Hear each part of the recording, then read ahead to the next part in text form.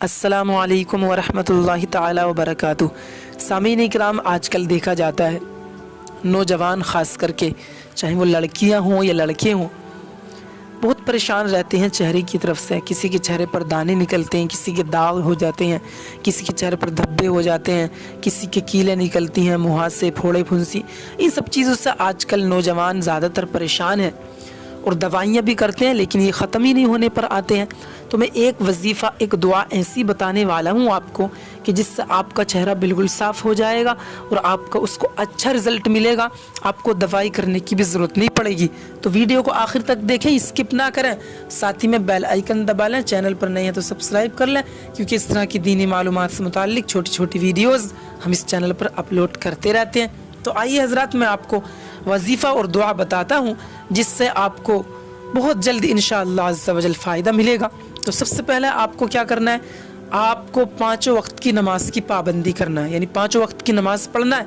फिर उसके बाद जब इशा की नमाज़ पढ़ेंगे रोज़, तो रोज़ाना इशा की नमाज के बाद 7 दिन तक लगातार आप ये अमल करें। अमल क्या है, वो ये है कि इशा की नमाज पढ़ने के बाद जिस जगह पर पढ़ी है वहीं बैठे रहें और सबसे पहले पढ़ें बिस्मिल्लाहिर्रहमानिर्रहीम। उसके बाद दुरूद शरीफ पढ़ लें, जो दुरूद पाक भी आपके याद हो, चाहे सिर्फ इतना ही कह लें, सल्लल्लाहु अलैहि वसल्लम। 1 मरतबा पढ़ना है सिर्फ दुरूद शरीफ। उसके बाद आपको 100 मरतबा ये वजीफ़ा पढ़ना है, या रक़ीबु या रक़ीबु या रक़ीबु। 100 मरतबा आप पढ़ेंगे इसको।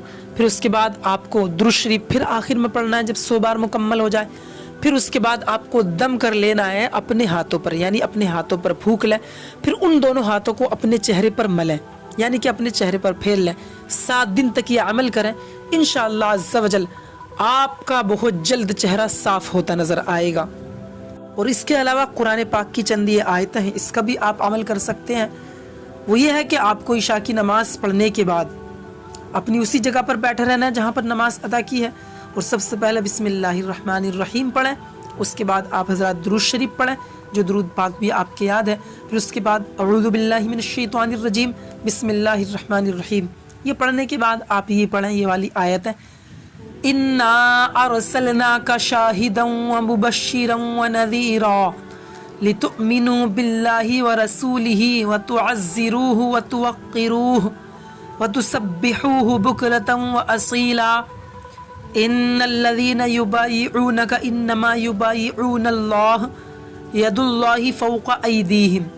ये आपको पढ़ना है। ये कुरान पाक में भी आयतें आपको मिल जाएंगी और ये मैंने आपको पढ़कर भी बता दी हैं। चाहे तो आप इसको सेव कर लें, जिससे कि आप दोबारा इसको याद करके पढ़ सकते हैं। फिर जब ये मुकम्मल हो जाए तो ये आपको कितनी मरतबा पढ़नी है आयतें? 7 मरतबा, यानी कुल मिलाकर के इन्ना अरसलनाका से लेकर यदुल्लाहि फ़ौक़ अयदीहिम तक ये 7 मरतबा आपको आयतें पढ़नी है।